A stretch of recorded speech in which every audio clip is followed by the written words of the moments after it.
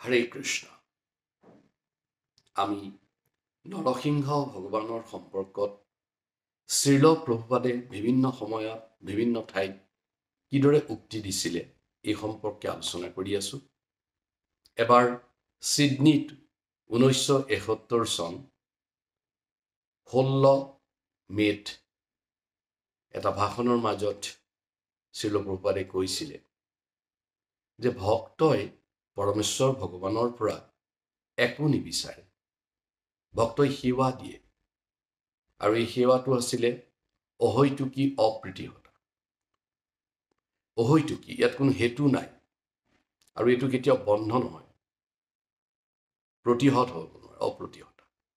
এইটো কণ্টিনিউৱাছলি ভগৱানক নিৰবিচ্ছিন্নভাৱে সেৱা কৰাই ভক্তৰ জীৱনৰ মূল উদ্দেশ্য। কিন্তু তাৰ বিপৰীতে ভগৱানে কিন্তু ভক্তক সকলো দিব বিচাৰে। কৃষ্ণ ভক্তে সকলো সঞ্চাৰে, তেওঁৰ যিমান আছিল সকলো সঞ্চাৰ কৰিব বিচাৰে, আৰু ভক্তই এই কথাটো সদায় ৰিফিউজ কৰে, কেতিয়াও ল'ব নিবিচাৰে। যেনেকৈ নৰসিংহ ভগৱান যেতিয়া আৱিৰ্ভূত হৈছিল, যেতিয়া হিৰণ্যকশিপুৰক ভগৱানে নিধন কৰিছিল, তাৰ পিছত প্ৰহ্লাদ মহাৰাজক তেওঁ বৰদান কৰিব বিচাৰিছিল, কিন্তু প্ৰহ্লাদ মহাৰাজে একো ল'ব বিচৰা নাছিল।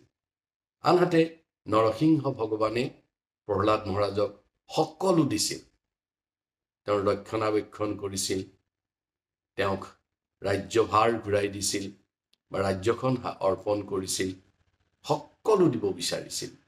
কাৰণ ভগৱানে জানে যে ভক্তক যদি কিবা বস্তু দিয়া যায়, ভক্তই যদি কিবা বস্তু ভগৱানৰ পৰা গ্ৰহণ কৰে, তাৰ কেতিয়াও অপপ্ৰয়োগ নকৰে। এইটো হৈছে ভগৱান আৰু ভক্তৰ মাজত এটা অতি বুজাব নোৱাৰা নিবিড় সম্পৰ্ক।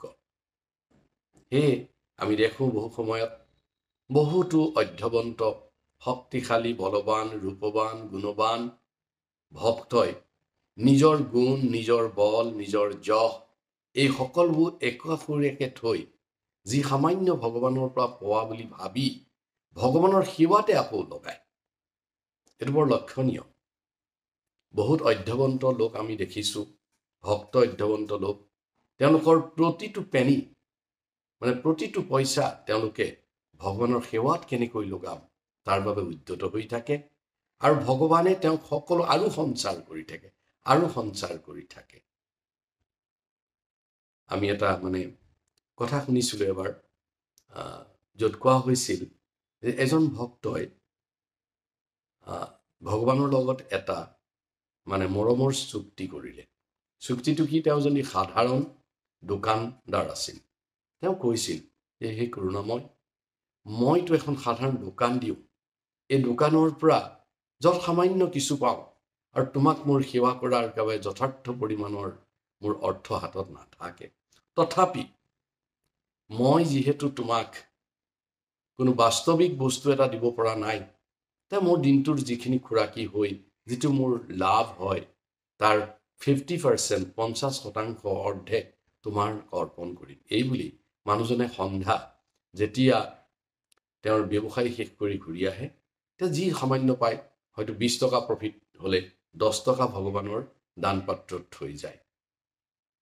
এইদৰে তেওঁৰ প্ৰচেছটো চলি থাকিল, আৰু গৈ গৈ গৈ এটা দিন আহিল যেতিয়া কাৰণ তেওঁ ভগৱানক অতি মৰমৰে এই টকাটো দান কৰিছে, দান নহয়, ভগৱানৰ সেৱাত লগাব চেষ্টা কৰিছে। যিহেতু যথাৰ্থ পৰিমাণৰ তেওঁৰ অৰ্থ হোৱা নাই, সেইবাবে তেওঁ সেইখিনি দান পাত্ৰত ভৰাই থৈ যায়, আৰু এইটো তেওঁৰ অভ্যাস হৈ পৰিল। আৰু দেখা গৈছিল যে মাত্ৰ কেইটামান বছৰৰ ভিতৰতে তেওঁ লাখপতি হৈ পৰিছিল। তেওঁ ভগৱানক 1 লাখ টকা ডেইলি দিব পৰা অৱস্থাত আহিছিল। কেনেকৈ হ'ল যে এজন ভক্ত মাত্ৰ 10 টকা ডেইলি দিব পৰা অৱস্থাত থকাজনে দিনে লাখ টকা দিব পাৰিছে? কেনেকৈ? কাৰণ ভগৱানে দেখিছে যে তেওঁৰ যথাৰ্থ অৰ্থখিনি ভগৱানৰ সেৱা, ভক্তৰ সেৱা লগাবৰ বাবে চেষ্টা কৰিছে। গতিকে কৃষ্ণে কৃষ্ণৰ সকলো বস্তু দি দিব বিচাৰে। সেইবাবে আমি দেখিছোঁ ভক্তই কি বিচাৰে? ভক্তই মাত্ৰ ভগৱানৰ এটা বস্তু বিচাৰে যে হে দয়াময়, তুমি মোক যথাৰ্থ শক্তি বিধান কৰা, যাতে এই শক্তিৰে মই তোমাৰ ভক্তি কৰিব পাৰোঁ। গতিকে এই আছিলে নৰসিংহ ভগৱান আৰু প্ৰহ্লাদৰ মাজত এটা সম্পৰ্ক, আৰু যাৰ দ্বাৰা আমি এটা শিক্ষা পাওঁ যে ভগৱানৰ পৰা আমি একো নিবিচাৰিলেও ভগৱানে আমাক যথেষ্টখিনি আমাৰ লাগতীয়া বস্তু দিব, আৰু সেইখিনি আমি ভগৱানৰ সেৱাত লগাবৰ বাবে চেষ্টা কৰিব লাগে। হৰে কৃষ্ণ।